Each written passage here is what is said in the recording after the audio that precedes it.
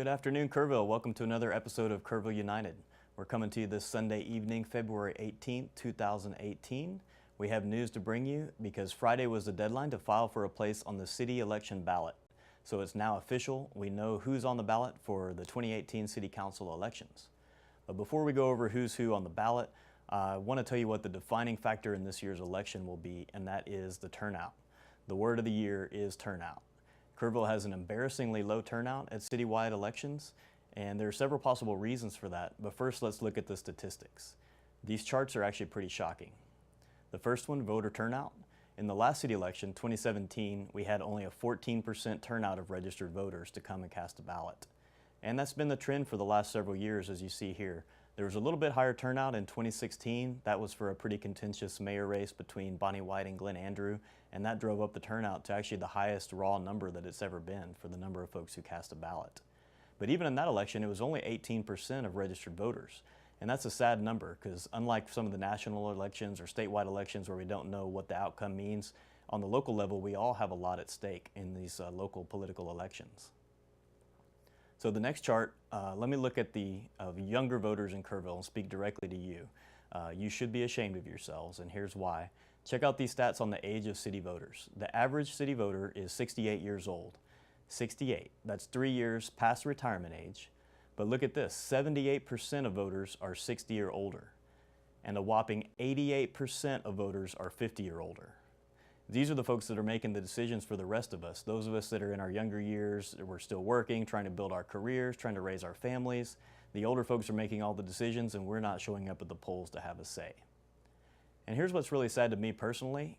Even though the overall turnout was only 14%, the turnout among voters under 50 years of age, 4%. That's just crazy to me.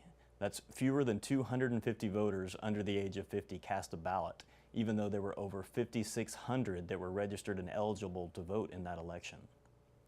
So see the pie chart on the right? The big orange area is voters age 61 and over, and those two tiny blue slivers at the top, the first two slivers, represent all of the voters that are under 40. Here's another way of looking at it. This is a chart showing the distribution of voters, also known as a histogram for you statistics guys. As you can see here, the folks over 65 are dominating this distribution chart. The long tail at the left is the younger voters, and they just don't vote. The big block in the middle is older voters. They're outnumbering us big time in these local elections. But look at this last chart. That's the last one I'll give you. Here's the actual age distribution of registered voters in the city of Kerrville.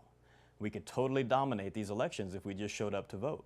And yes, there are still a lot of older folks in Kerrville, but if we boosted our turnout among the younger voters, we could be the ones deciding how the future Kerrville is going to play out, rather than always leaving it up to the older folks, who are not always older and wiser, contrary to popular belief.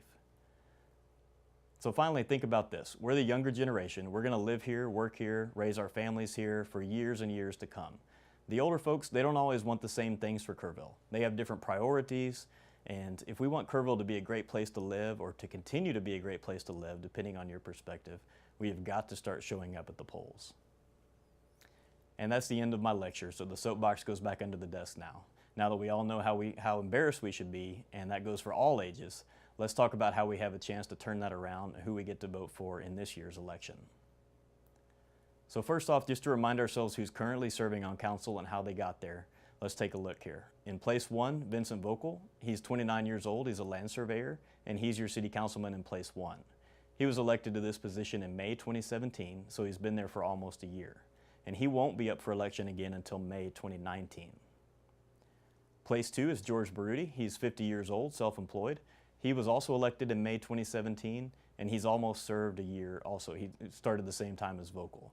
His term expires May 2019 also. The mayor is Mrs. Bonnie White. She, along with her husband Robert, they're local business people, and she's 62 years of age. She was elected mayor in May 2016, and before that, she actually served as city council person in place 2 for a year, having been elected originally to that seat in 2015. So her 2-year term as mayor is up this May, and she is seeking re-election. Place 3 is currently held by Mrs. Mary Ellen Summerlin. She's a retired educator, 71 years old. She was appointed to fill this seat after the tragic death of Councilman Gary Stork back in the fall of 2016. So she served the remainder of that term. That expires in May of this year. She announced officially this last Tuesday that she will not seek election to this position, so her chair will be filled by somebody new. And finally, place 4, Warren Ferguson, 78-year-old retired businessman. He, like Summerlin, was also appointed to fill a vacancy. This one was the vacancy created by the resignation of Councilman Gene Allen in early 2017. So Mr. Ferguson has served for about a year and his term expires in May. He has also said he will not seek election, so there will be a new face in his chair as well. So to sum up, for the ones that we're electing a mayor, a place 3 council person, and a place 4 council person.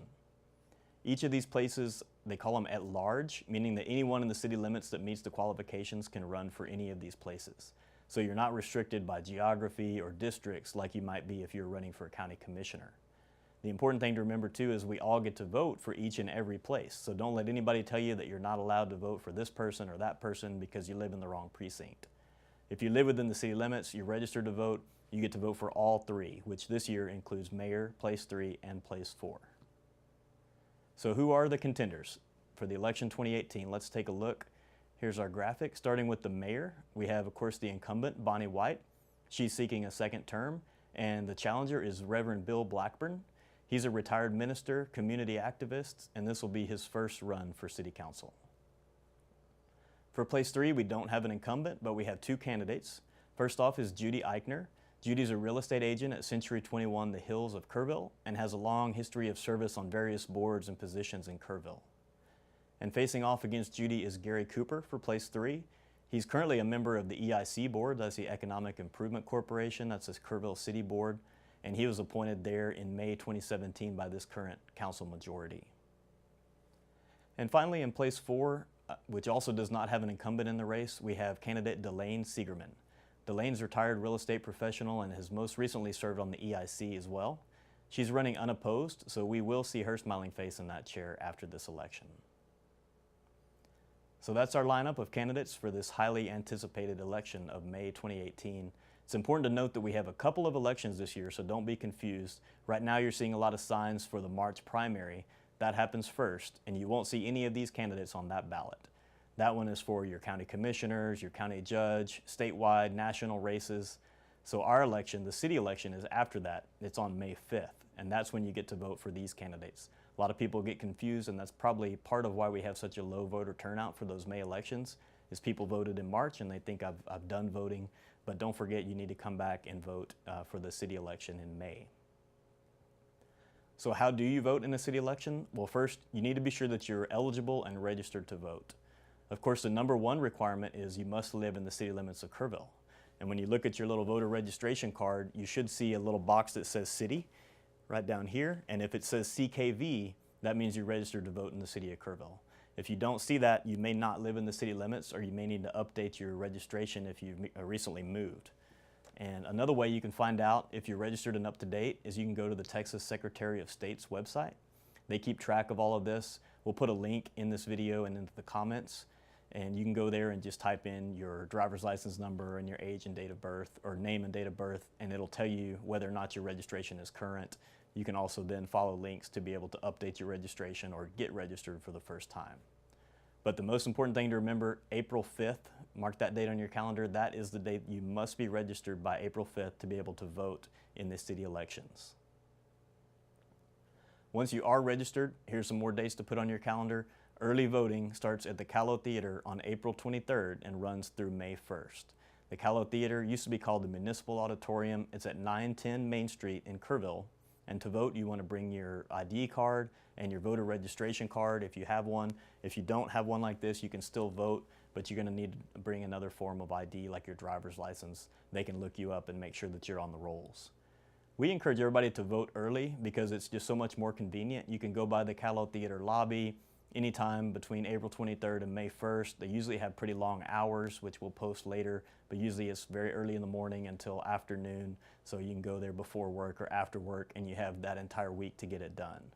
If you can't do it then, though, or if you decide to wait until Election Day, remember it's Saturday, May the 5th, and you'll vote in the same place again. That's the Callow Theater lobby, 910 Main Street. Same deal, bring your registration card, bring your ID, And after the election, keep in mind, we all get a big list of all the names of everybody who's voted. So if you don't vote, we will mock you relentlessly and make you feel really bad about yourself. So you don't want that. But better yet, instead of shaming you into voting, we want you to know why your vote matters. In these last few years, a lot of the elections have been decided by very narrow margins, sometimes by 100 votes, sometimes by smaller. A couple years ago, there was a vote that was decided by about 25 votes. So these individual votes are very important in these local races. And so your vote, your neighbor's vote, your friend's votes, if you go and recruit just a few people, sometimes that's enough to go swing the election a different way. So let's change that 14% turnout to something a lot higher. Let's change that low 4% turnout among younger voters to something much higher. And that's all we have for you today. We do have more election coverage coming up on Kerrville United as these campaigns really start to kick into gear. We're hoping to bring you some video of the candidate forums. We would like to have interviews with the candidates, so if you're a candidate watching now, this is your official invitation to come and sit here and be interviewed by Kerrville United about your stance on different issues that matter to the city voters and to our viewers, and to come take part in the only video news program that covers the city politics in depth, and that is Kerrville United. So that's it for this evening. My name is Aaron Yates. Thanks for joining us tonight on Kerrville United.